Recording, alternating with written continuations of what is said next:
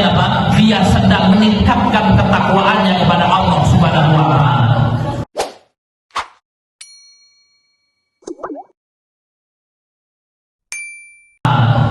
Jadi Bapak Ibu yang dimuliakan Allah Subhanahu wa taala, dan Allah Subhanahu wa taala berfirman, ya walau anna ahlal qura amanu wattaqau la fatahna 'alaihim barakatim minas sama'i wal ardh.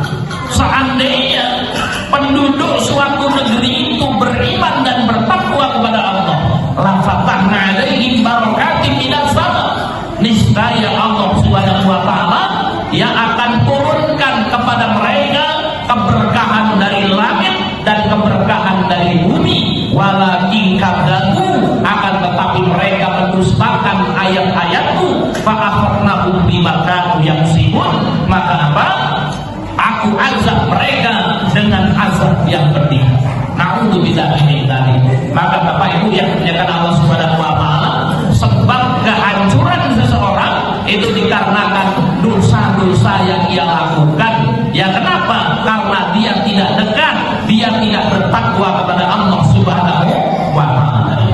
Maka kita berdoa kepada Allah, ya, kita doakan mudah-mudahan saudara-saudara kita yang hari ini terkena musibah, Bapak Ibu yang dimuliakan Allah, ada di Aceh, ada di Sumatera Barat, ya, dengan kondisi banjir yang sangat luar biasa.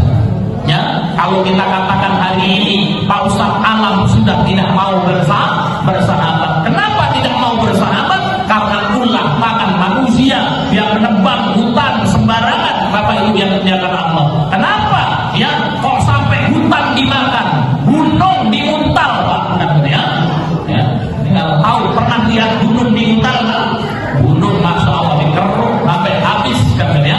Akhirnya kemudian berdampak longsor. Na'udzubillah ini berarti, ya, karena sesungguhnya manusia adalah hambanya Allah. Kita yang harus melestarikan alam semesta ini, yang harus menjaga alam ini dengan baik. Maka Bapak Ibu yang dimuliakan Allah, ketika seorang rajin sholatnya, maka akan dihindarkan dari perbuatan keji dan mungkar. Keutamaan sholat yang kedua, Bapak Ibu yang dimuliakan Allah, afdhalul a'mal ba'da syahadataini. Sesungguhnya sholat itu adalah ibadah yang paling afdal, yang paling utama setelah kita membaca dua kalimat syahadat. Ya, maka rukun Islam ada berapa, Bapak Ibu? Ada 7 atau 8 rukun Islam, Pak?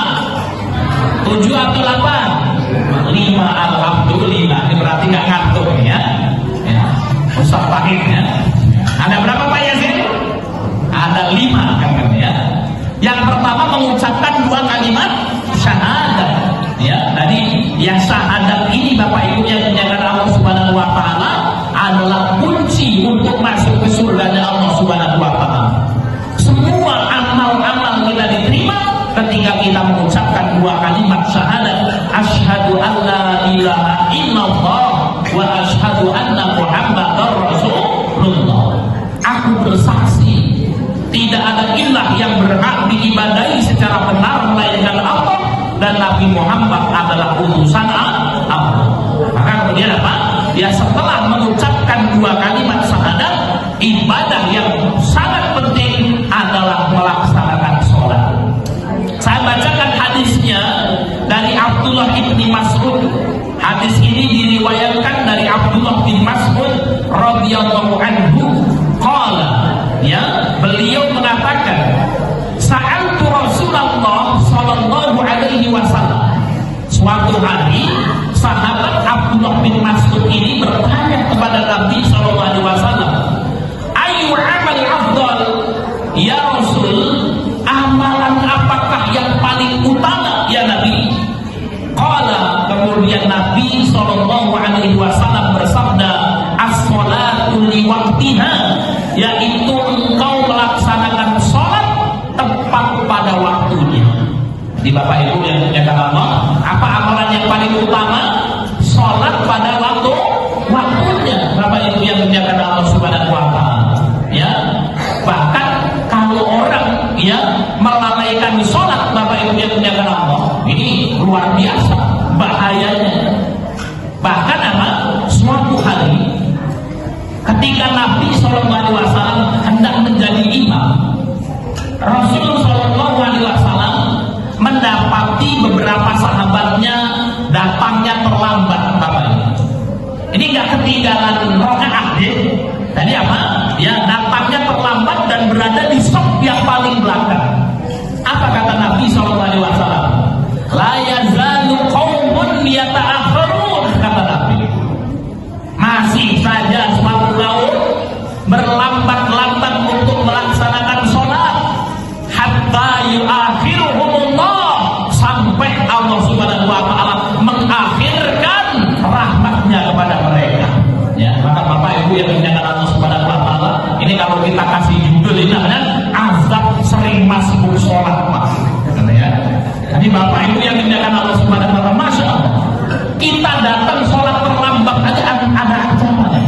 La yazalu qaumun yata'akhirun, kata Nabi. Masih saja suatu kaum ya berlambat-lambat ya ketika datang melaksanakan sholat ya, hatta yu'akhiruhumullah, sampai ada sesuatu yang menarik. Kata-kata hatta yu'akhiruhumullah, sampai Allah mengakhirkan mereka. Ini dibahas oleh para ulama. Maka kemudian di antara azab yang akan Allah berikan kepada orang-orang yang kemudian sering masbuk ini, Pak, yang kesuksesannya akan apa? Diakhirkan oleh Allah Subhanahu wa ta'ala. Ya, alhamdulillah ini. Nah, Pak Ustaz, ini sudah kerja keras banting tulang, gubruk garuk runcang palang, berangkat pagi pulang petang, pingin sugih orang sugih Pak Ustaz. Entek terus begini, kan ya? Sudah ngelamar berkali-kali Pak Ustaz, ditolak terus Pak Ustaz, kan ya? Jadi Bapak Ibu yang dimuliakan Allah, mari kita koreksi sholat kita. Jangan-jangan kita sering terlambat sholat, ya. Dan dari kata para ulama, hatta yu'akhiruhumullah, yaitu Allah akan mengakhirkan dirinya masuk ke dalam surganya Allah Subhanahu wa ta'ala. Na'udzubillah ini. Ini kalau yang datang sholatnya terlambat ya Pak Yazid, kan? Nah itu seperti itu. Apalagi kalau sampai keluar waktunya, Bapak Ibu yang dimuliakan Allah Subhanahu wa ta'ala. Tadi kita membaca surat Al-Ma'un. Fawailun lil musallin. Celakalah orang-orang yang sholat. Jangan dipotong. Ya, ada orang benar. Fawailun lil musallin. Celakalah orang-orang yang sholat. Pak Yasin lewat, alhamdulillah saya nggak sholat. Nah ini bahaya Pak ya. Untuk nggak sholat Pak. Kalau sholat celaka Pak Ustaz, kan betul. Ada lanjutannya. Alladzina hum an sholatihim sahun. Siapa orang-orang yang celaka dalam sholatnya Bapak Ibu? Yaitu orang-orang yang lalai dalam melaksanakan sholatnya.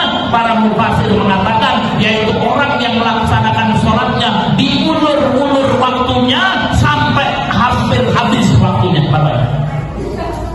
Pergi ke ladang ya Pak, pada zuhur misalnya ya, ini sudah masuk asar manggung lah Pak Ustaz ya, akhirnya pulang sampai rumah ya, sudah sampai rumah mandi dulu, gak langsung sholat Pak, makan dulu, ngopi dulu ya, makan pisang goreng dulu, sudah ya bersih, baru kemudian sholat.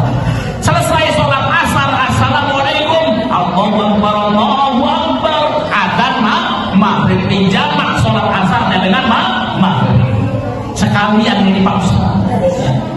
Maka Bapak Ibu yang dimuliakan Allah Subhanahu wa ta'ala, ketika kita sekolah, nah ini ada Ustaz Dr. Mustofa ya, beliau dosen. Ketika kita sekolah, dosen dan guru kita tidak menjanjikan kalau kamu sekolah pasti kamu pintar ya, jadi orang hebat ya. Kalau kita pergi ke dokter, setelah kita minum obat, dokter tidak pernah menjanjikan setelah minum obat pasti kamu sembuh, tidak. Namun Allah Subhanahu wa ta'ala berjanji kepada hamba-hambanya, perbaiki sholatmu, Allah akan perbaiki hidupmu.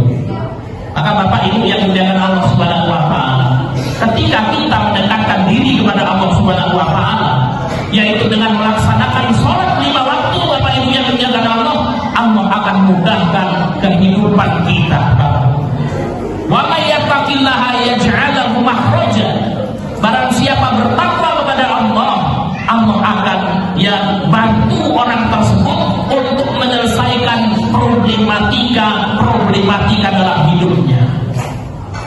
Bapak Ibu yang dijaga Allah Subhanahu wa taala, ya mari ya kita lihat, ya, kita ini manusia yang lemah. Wa khuliqal insanu dha'ifa. Dan manusia itu diciptakan dalam kondisi lemah. La haula wala quwata illa billah. Kita ini Bapak Ibu yang dijaga Allah tidak memiliki daya, tidak memiliki upaya. Ya, kita ini sebenarnya nggak mampu apa-apa.